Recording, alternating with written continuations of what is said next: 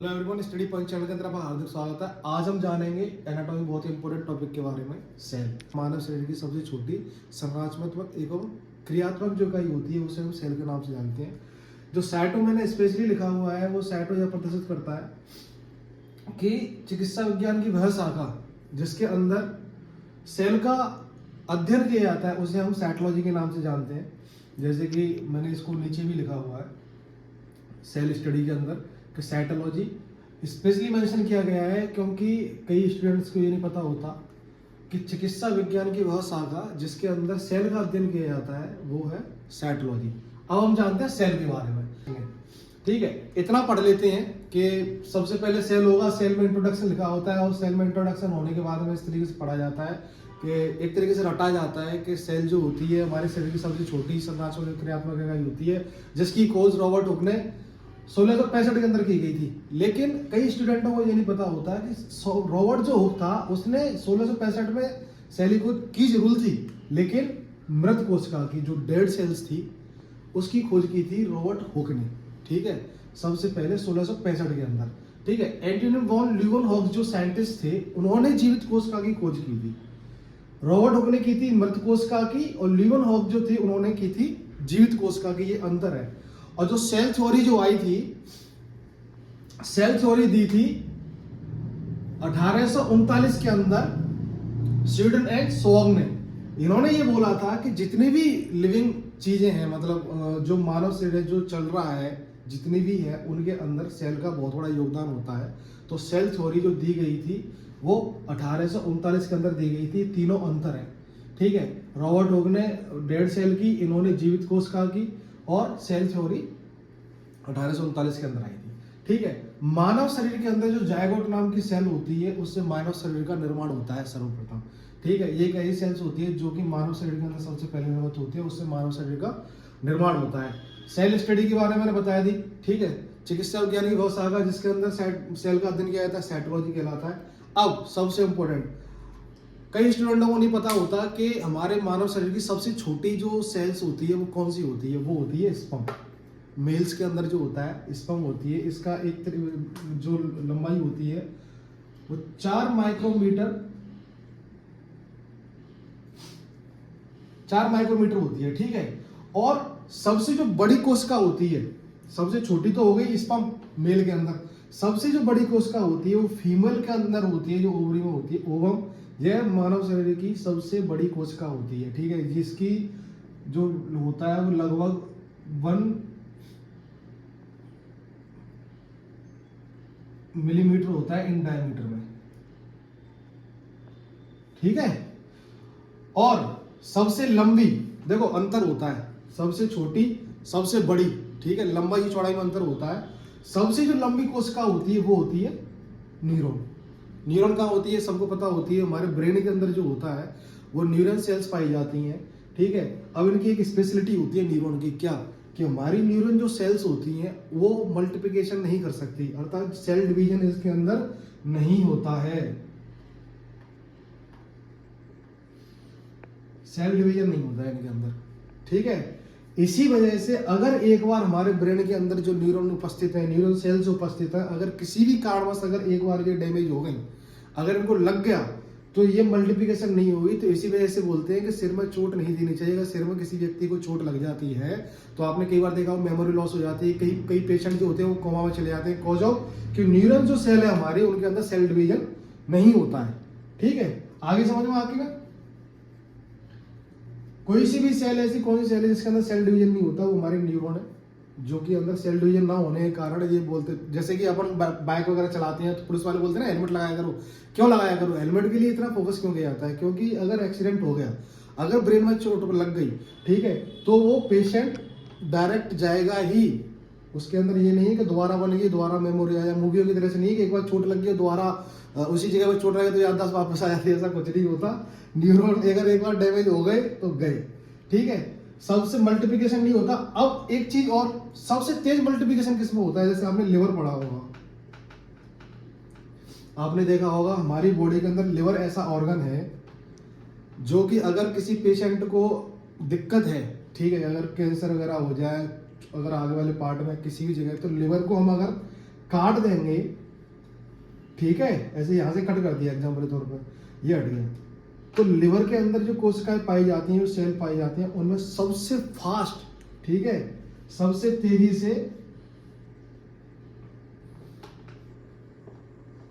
Sales बनती हैं, sales का निर्माण होता है, ठीक है। अगर लिवर काट दिया तो ये इतना कैपेबल होता है कि अपने आप ये अपनी ग्रोथ कर लेगा।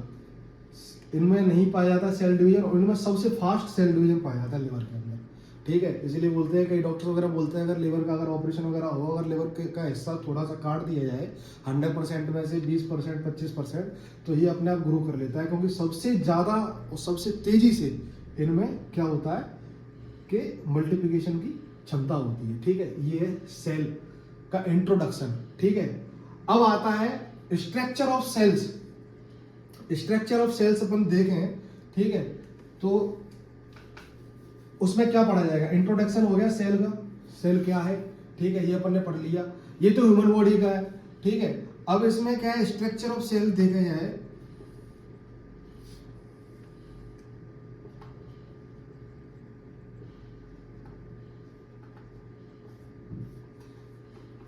तो ये 3 चीजों से मिलकर बना होता है।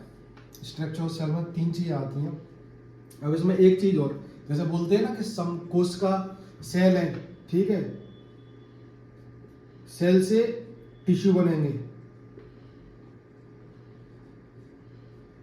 टिश्यू से ऑर्गन,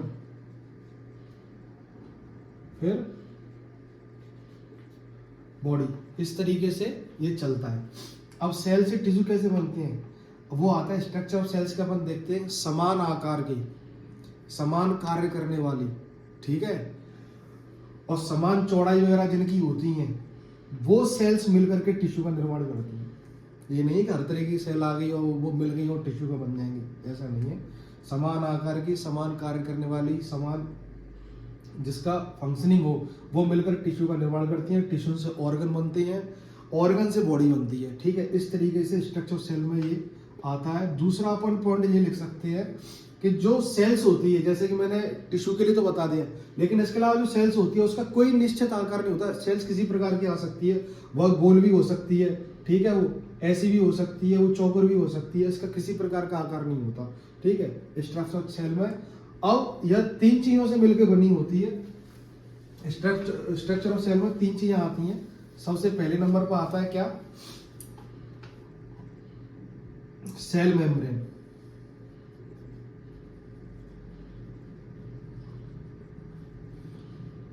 दूसरा साइटोप्लाज्म, और तीसरा जो है वो आता है न्यूक्लियस, जिसे केंद्रक के नाम से भी जानते हैं, ठीक है। स्ट्रक्चर सेल में सेल मेम्ब्रेन, साइटोप्लाज्म और न्यूक्लियस, ठीक है। स्ट्रक्चर सेल्स के अंदर जो संरचना होती है सेल्स की, उसके अंदर सेल मेम्ब्रेन, साइटोप्लाज्म और न्यूक्लियस होता है, ठीक है। अब इनका सबका अपना अपना रोल होता है। साइटोप्लाज्म के अंदर जो संरचना के अंदर पाया जाता है, कंपोजिशन ऑफ साइटोप्लाज्म अलग है, लेकिन जो संरचना होती है साइटोप्लाज्म की, उसके अंदर 7 चीजें पाई जाती हैं। सबसे पहले नंबर पे है अपना माइटोकॉन्ड्रिया, दूसरे पे आता है राइबोसोम, गोल्जी बॉडी, चौथे नंबर पे लाइसोसोम, 5वें एंडोप्लाज्मिक रेटिकुलम, जिसे ईआर के नाम से संबोधित किया जाता है, 6वें नंबर पे है सेंट्रोसोम, और ये होती है वेसल्स, जिसे हम रक्तकाएं बोलते हैं, ठीक है। ये इसकी संरचना होती है साइटोप्लाज्म की, जिसके अंदर ये चीजें पाई जाती है। अब अपन देखते हैं कि सेल मेम्ब्रेन क्या होती है।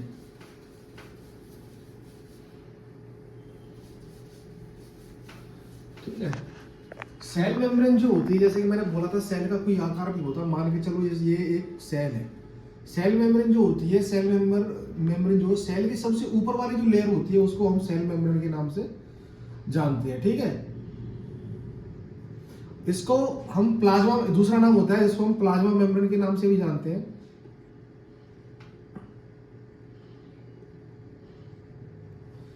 सेल मेम्ब्रेन को हम प्लाज्मा मेम्ब्रेन के नाम से भी जानते हैं, जिसकी लगभग मोटाई जो होती है 7.3 mm के समथिंग, एनएम के समथिंग होती है, नैनोमीटर के समथिंग इसकी जो चौड़ाई होती है, थिकनेस होती है, वो 7.3 mm के समथिंग होती है। और सेल मेम्ब्रेन जो होती है वो 3 चीजों से मिलकर बनी होती है। पहला कार्बोहाइड्रेट, प्रोटीन और फॉस्फोलिपिड। ठीक है, ये इसके एक तरीके से आप बोल सकते हो कि सेल मेम्ब्रेन को हम प्लाज्मा मेम्ब्रेन के नाम से भी जानते हैं, जिसकी चौड़ाई लगभग 7.3 nm नैनोमीटर समथिंग होती है। 3 चीजों से मिलकर बनी होती है सेल मेम्ब्रेन, जिसमें कार्बोहाइड्रेट होता है, प्रोटीन होता है और अपना फॉस्फोलिपिड होता है। ठीक है, इसका सबसे इंपॉर्टेंट काम क्या होता है कि हमारी सेल को प्रोटेक्ट करती है। ठीक है, उसको मतलब किसी भी चीज से बचाती है, प्रोटेक्ट करने का काम होता है। सेल मेम्ब्रेन का कार्य होता है कि जो सेल्स होती है उनको प्रोटेक्ट करने का। ठीक है, अब इसके अंदर क्या होता है, composition of cells, cell membrane में क्या होता है, इसका कंपोजिशन क्या होगा। इसके अंदर सबसे पहले आपका फॉस्फोलिपिड,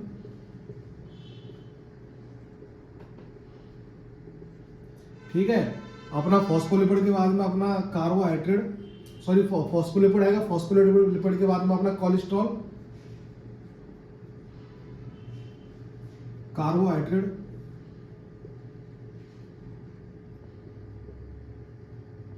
अदर लिपिड, ठीक है, और प्रोटीन, जिसमें 24% भाग इसका, ठीक है, 12% कोलेस्ट्रॉल, 55% के समथिंग अपना प्रोटीन होता है। ठीक है, और 3% ये और 2% के समथिंग कार्बोहाइड्रेट होता है। ये इसका कंपोजिशन होता है। ठीक है, जो भी चीजें हैं वो इस तरीके से इसका सेल मेम्ब्रेन का कंपोजिशन होता है, जिसमें phospholipid, cholesterol, carbohydrate, other lipid और प्रोटीन होता है। ठीक है, इसमें कितना कितना परसेंट भाग होता है उनका, वो अपन इस तरीके से समझ सकते हैं। मैंने बता दिया इसमें 3 चीजें सबसे इंपॉर्टेंट होती है, कोलेस्ट्रॉल, प्रोटीन और फॉस्फोलिपिड।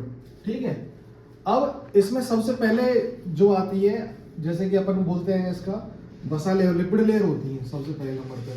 ठीक है, लिपिड लेयर के अंदर क्या होता है, जो सेल मेम्ब्रेन होती है वो लिपिड लेयर की दोहरी परतों से मिलकर बनी होती है। ठीक है, डबल लेयर से मिलकर बनी होती है। ठीक है, जिसमें अपना कोलेस्ट्रॉल और फॉस्फोलिपिड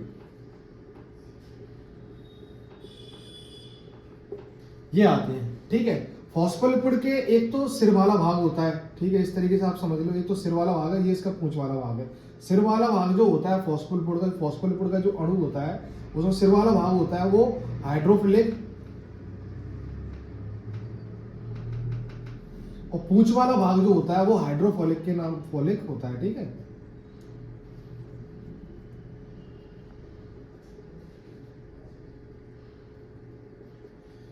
इस पे जो हाइड्रोफिलिक होता है उस पर ऋण आवेश पाया जाता है, नेगेटिव चार्ज पाया जाता है, इस पर किसी प्रकार का चार्ज नहीं होता है।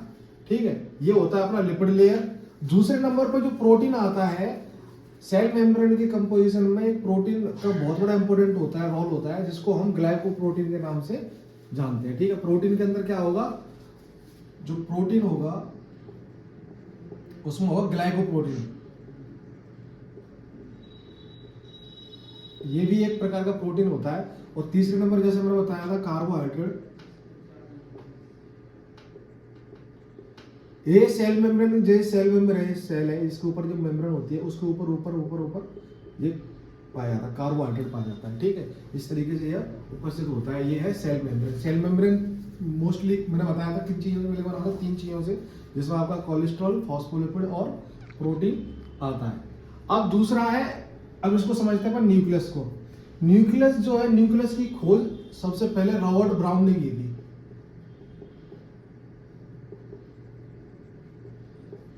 न्यूक्लियस की जो खोज की थी वो रॉबर्ट ब्राउन ने की थी। कब की थी, 1831 के अंदर। ठीक है, न्यूक्लियस जो होता है, हमारी जो सेल्स होती हैं उनके अंदर पाया जाता है। ऐसे मान के चलो ये सेल्स है, इसके अंदर ये न्यूक्लियस होता है। न्यूक्लियस सेल के अंदर पाया जाता है। ठीक है, जो कि गोल अंडाकार होता है। ठीक है,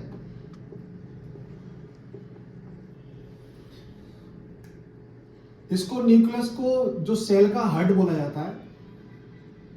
हेड क्यों बोलते हैं, क्योंकि जितनी भी सेल्स होती हैं उनके अंदर न्यूक्लियस पाया जाता है। ये एक अगर ये न्यूक्लियस नहीं होगा तो ये बोला जाता है सेल जीवित नहीं हुई। जैसे हमारी ह्यूमन बॉडी होती है, ह्यूमन बॉडी के अंदर जो हमारा हार्ट होता है उसी से चलते हैं, बोलते हैं अगर हार्ट की गति रुक गई तो आदमी खत्म हो जाता है। ऐसे सेल का जो हार्ट बोला जाता है वो न्यूक्लियस को बोला जाता है।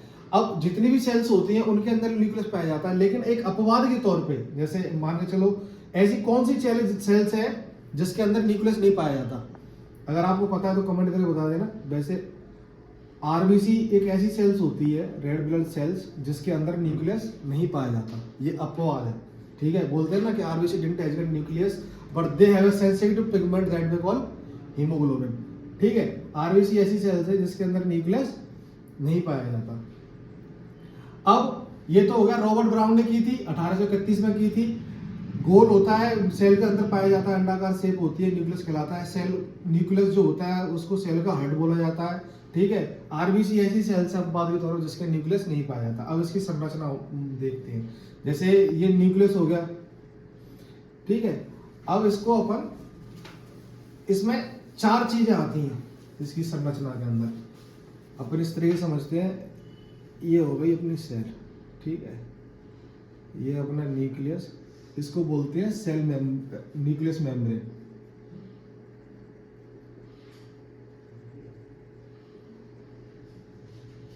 ठीक है, इसके अंदर जो भरा हुआ रहता है, जो फ्लूइड रहता है, जो द्रव रहता है, ठीक है, वो होता है न्यूक्लियोप्लाज्म।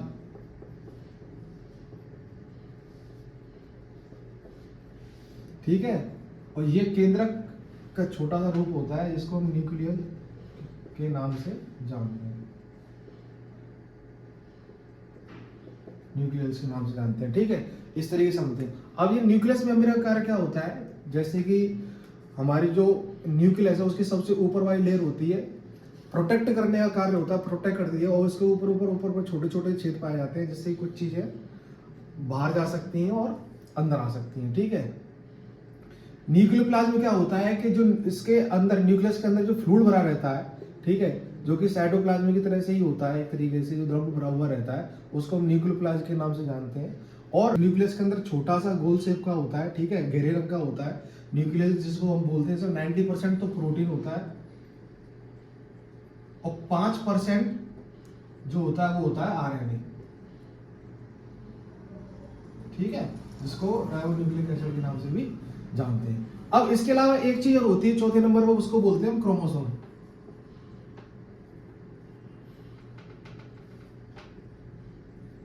ये क्या होते हैं? ये जो होते हैं इस तरीके से, आप एक तरीके से संरचना के तौर पर अपन इसको देख सकते हैं। साइटोप्लाज्म के अंदर ये पाए जाते हैं। क्रोमोसोम जो होते हैं वो एक तरीके से धागे जैसी संरचना होती है। ठीक है, धागे जैसी संरचना होती है जिसे हम क्रोमोसोम के नाम से जानते हैं। मोस्टली जो होते हैं वो साइटोप्लाज्म के अंदर पाए जाते हैं। क्रोमोसोम जो होते हैं वो किसके अंदर होते हैं? साइटोप्लाज्म के अंदर। धागे जैसी जो संरचना होती है वो क्रोमोसोम कहलाती है, गुणसूत्र पर इसको बोलते हैं जैसे कि, और साइटोप्लाज्म के अंदर यह पाई जाती है। ठीक है, अब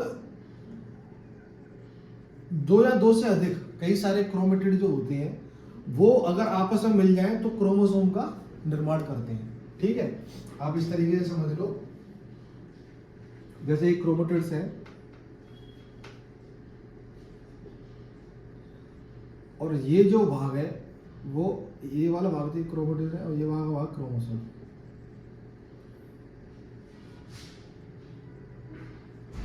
दो या 2 से अधिक क्रोमेटिड्स जब आपस में मिल जाते हैं तो वो क्रोमोसोम का निर्माण कर लेते हैं। ठीक है, अब इनके बाद में क्या होता है, क्रोमेटिड जो होते हैं उनके ऊपर जो होता है वो डीएनए उपस्थित होता है। ठीक है, और डीएनए का कार्य क्या होता है कि वही डीएनए आगे चल के एक पीढ़ी से दूसरी पीढ़ी से तीसरी पीढ़ी, बोलते हैं ना, अगर किसी पेशेंट की, जैसे किसी की फैमिली में अगर किसी पेशेंट को डायबिटीज है और उसके बाबा को भी रही हो, ठीक है, या उसकी दादी को हो, उसके पिताजी को हो जाए, तो हिस्ट्री कहते हैं ना कि हिस्ट्री क्या है, तो वो फिर जो डीएनए आगे चल के जो गुणसूत्र होता है वो पेशेंट की हिस्ट्री में कन्वर्ट हो जाता है। ठीक है, तो ये था अपने सेल मेम्ब्रेन और अपने न्यूक्लियस के बारे में। अब अपन जानेंगे साइटोप्लाज्म के बारे में। साइटोप्लाज्म में क्या होता है, जो हमारी सेल्स के अंदर सेल्स होती है ना, उसके अंदर जो, जैसे ये सेल्स है उसके अंदर जो फ्लूइड भरा हुआ है, ये न्यूक्लियस है, जो फ्लूइड भरा हुआ है वो अपना क्या होता है, साइटोप्लाज्म कहलाता है। जो द्रव होता है वो साइटोप्लाज्म होता है। ये कैसा होता है, एकदम चिपचिपा सा होगा ये। ठीक है, गाढ़ा होता है, थिक होगा ये, थिक होने के साथ ये चिपचिपा होता है। और ये सॉल्वेंट होता है, इसके अंदर जो पदार्थ होते हैं ना, विलय की दृष्टि पाई जाती है, जितने भी इसके अंदर पदार्थ आते हैं उनको घुलनशील कर देता है, घोल देता है, इसलिए सॉल्वेंट होता है। ठीक है, कलरलेस होगा। ठीक है, साइटोप्लाज्म के अंदर जो कन्वर्ट किए गए थे, साइटोप्लाज्म के अंदर जो पाए जाते हैं वो 7 चीजें बताई थी हमने, जिसमें से अपन चालू करते हैं माइटोकॉन्ड्रिया। ठीक है, माइटोकॉन्ड्रिया क्या होता है? माइटोकॉन्ड्रिया की खोज की थी एक अल्टमैन नाम के साइंटिस्ट थे, जिन्होंने माइटोकॉन्ड्रिया की खोज की थी। माइटोकॉन्ड्रिया को पावर हाउस के नाम से भी जाना जाता है। ठीक है, जो भी हम श्वसन सांस लेते हैं, सांस लेने के बाद जो भोजन का ऑक्सीकरण होता है, O2 मिक्स होती है, ऑक्सीकरण होने के बाद में वह ATP की फॉर्म में कन्वर्ट होता है, और जो चक्र होता है, जो साइकिलिंग होती है, उसे हम क्रेब्स चक्र के नाम से जाना जाता है। माइटोकॉन्ड्रिया की जो शेप होती है वो एक रॉड के समान या फिर जूते की आकृति के समान होती है, जो कि 2 लेयरों से मिलकर बनी होती है। एक तो होती है आउटर लेयर और एक होती है इनर लेयर। आउटर जो लेयर होती है, बाहरी परत होती है, उसे हम मैट्रिक्स के नाम से जानते हैं, और इनर लेयर होती है उसे हम क्रिस्टी के नाम से संबोधित करते हैं। ठीक है, अब इसकी जो चौड़ाई होती है वो होती है आपकी 4 माइक्रोन।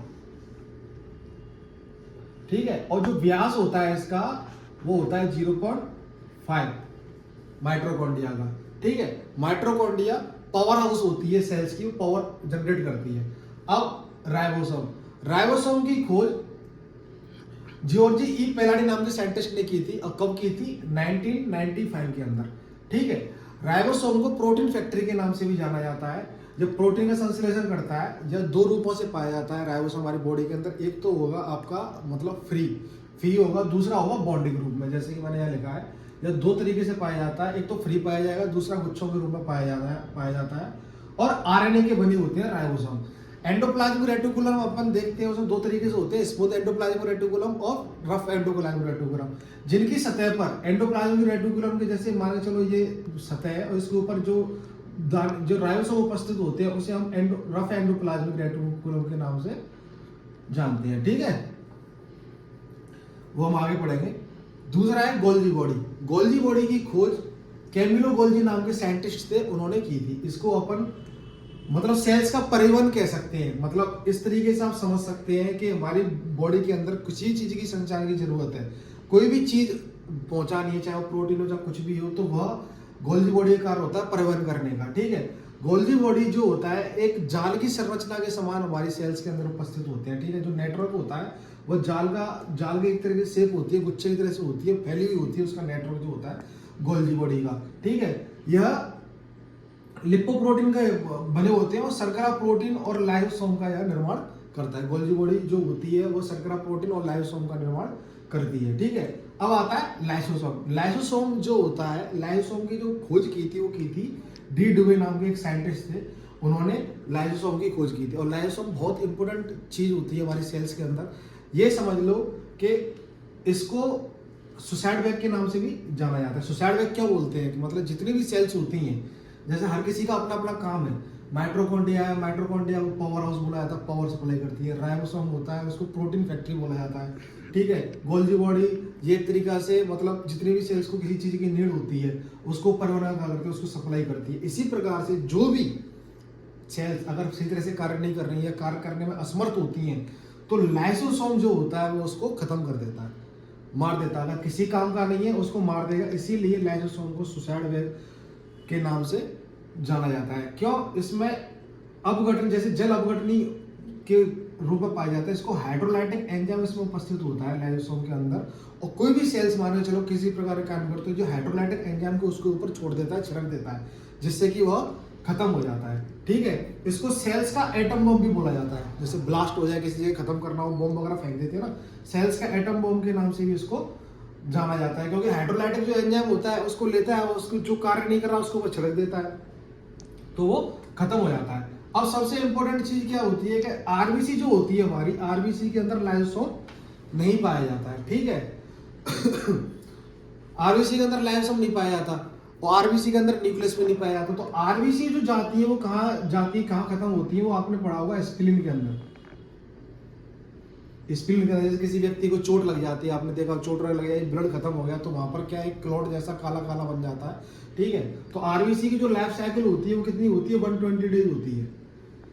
120 दिन बाद आरबीसी खत्म हो जाएंगे, और आरबीसी खत्म होने के बाद स्प्लीन में जाएंगे, स्प्लीन में जाकर के वो बिल्कुल रूप से खत्म हो जाते हैं। इनको चर्च आरबीसी का चर्च यार्ड बोला जाता है स्प्लीन को। कई आपको पूछा जाए कि आरबीसी का चर्च यार्ड क्या है, आरबीसी का मुर्दाघर क्या है, तो उसको हम स्प्लीन के नाम से संबोधित कर देते हैं, ठीक है। और जितनी भी बॉडी की सेल्स होती हैं अगर उसी तरह से काम नहीं कर रही है तो इनका इंट्रासेलुलर डाइजेशन करने की क्षमता होती है लाइसोसोम के अंदर, ठीक है। Mitochondria power house, ribosome protein factory, Golgi body परवर का कार्य करता है, और लाइसोसोम जो कार्य नहीं कर रहा, ठीक है, उसको खत्म करने का कार्य करता है। इसको सुसाइड रिएक्शन के नाम से भी जाना जाता है। आगे बात समझ में। अब आता है एंडोप्लाज्मिक रेटिकुलम। एंडोप्लाज्मिक रेटिकुलम की खोज पोर्टर नाम के एक साइंटिस्ट से उन्होंने की थी। एंडोप्लाज्मिक रेटिकुलम जो होता है वह चपटी नलिकाएं होती हैं जो एक के पीछे एक मतलब बहुत ज्यादा कंजेस्टेड होती हैं, उनका बना हुआ एक जाल होता है, ठीक है। एंडोप्लाज्मिक रेटिकुलम को हम जितनी भी हमारी बॉडी सेल्स होती हैं उनका आंतरिक कंकाल के रूप में, स्केलेटन के रूप में इनको संबोधित करते हैं, स्केलेटन के रूप में इसको देखा जाता है, ठीक है। अब एंडोप्लाज्मिक रेटिकुलम होते हैं वो दो तरह के होते हैं, स्मूथ एंडोप्लाज्मिक रेटिकुलम और रफ एंडोप्लाज्मिक रेटिकुलम, जो कि मैं राइबोसोम के टाइम पे आपको जिक्र कर रहा था। स्मूथ एंडोप्लाज्मिक रेटिकुलम क्या होता है? स्मूथ एंडोप्लाज्मिक रेटिकुलम जैसे कि आप इसमें देख सकते हैं नीचे वाले पार्ट इसमें बिल्कुल भी आपको डॉटेड डॉटेड नहीं दिखाई दे रहा, ये स्मूथ के रूप में है, और ऊपर जो डॉटेड है वो रफ के ऊपर, मतलब जो ये है ना जो है वो है अपना राइबोसोम, ठीक है। स्मूथ रफ एंडोप्लाज्मिक रेटिकुलम ऊपर। स्मूथ एंडोप्लाज्मिक रेटिकुलम वो होता है जिसके ऊपर राइबोसोम उपस्थित नहीं होते हैं और ना ही यह प्रोटीन का निर्माण करता है, ठीक है। ये किसका निर्माण करता है? लिपिड और ग्लाइकोजन बनाता है एंडोप्लाज्मिक रेटिकुलम। और रफ एंडोप्लाज्मिक रेटिकुलम के अंदर क्या होता है? राइबोसोम भी उपस्थित होता है, प्रोटीन का संश्लेषण करता है और उसके साथ साथ फास्फोलिपिड का यह निर्माण करता है, ठीक है। अब आगे समझो माइटोकॉन्ड्रिया, राइबोसोम, गोल्गी बॉडी और लाइसोसोम और एंडोप्लाज्मिक रेटिकुलम। अब अपन चलते हैं किसकी तरफ? वेसल्स की ओर। नेक्स्ट वेसल्स है। वेसल्स को रिक्तकाओं के नाम से भी जाना जाता है। कोशिका द्रव्य के अंदर जो रिक्त स्थान पाए जाते हैं उनको हम वेसल्स कहते हैं। अब हर किसी का अपना अपना काम था तो वेसल्स का भी काम होता है। वेसल्स की सबसे बड़ी प्रायोरिटी क्या होती है कि जीव द्रव्य में जल की मात्रा को संतुलित रखता है, बैलेंस करके रखता है, ठीक है। अब ये जल की मात्रा क्या है? हमारी जो बॉडी है उसके अंदर 65% वाटर होता है, ठीक है। 65% जो है पानी की मात्रा पाई जाती है। अब नॉर्मली अब जैसे व्यक्ति को देखा जाए, जैसे मेरे को या कोई भी हो जिसके अंदर, अब आप ये बोला जा रहा है कि पूरे ह्यूमन बॉडी के अंदर 65% वाटर ही वाटर होता है, ठीक है। तो ये पानी होता कहाँ है?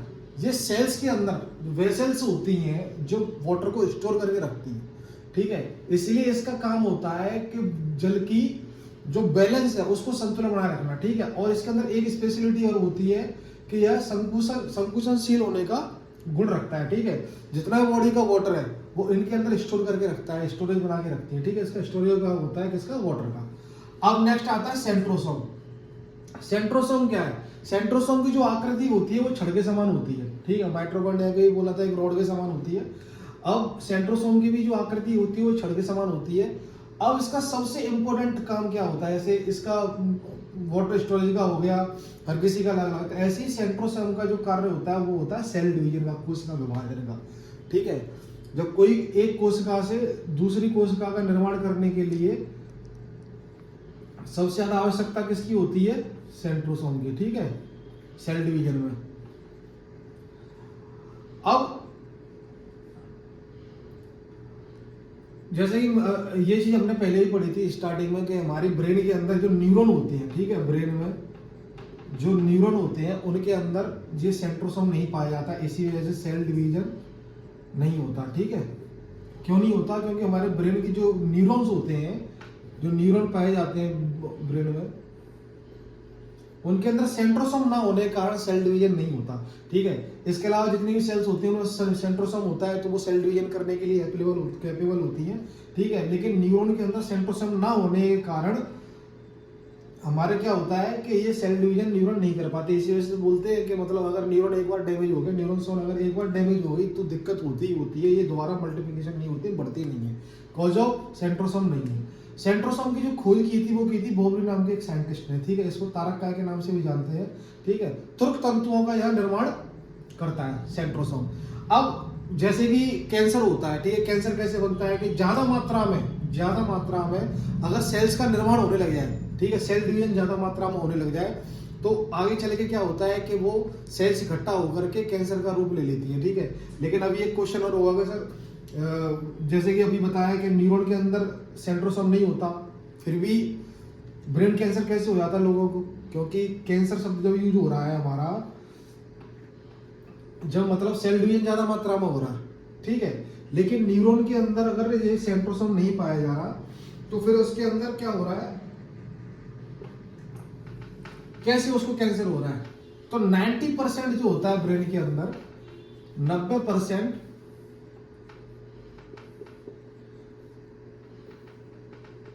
90% तो न्यूरॉन सेल पाई जाती है, ठीक है। और 10% जो पाई जाती हैं वो पाई जाती हैं